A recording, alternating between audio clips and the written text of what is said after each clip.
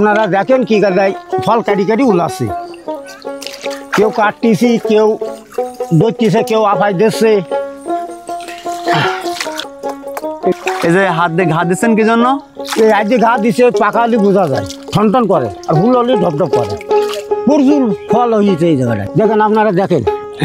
তাই তো দেখছি একটু খেয়াল করে দেখেন, এটা অসম্ভব ফল হয়েছে আমার এই জায়গাটায়। তরমুজ খেতে না আসলে বোঝা যেত না আসলে গাছে কি পরিমাণ তরমুজ হয়।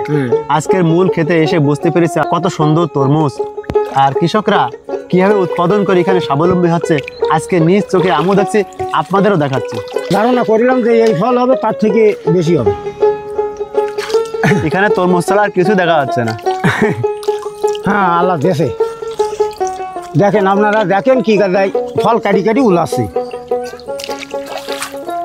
কেউ কাটতেছি, কেউ ধরতেছে, কেউ আফাই দিচ্ছে।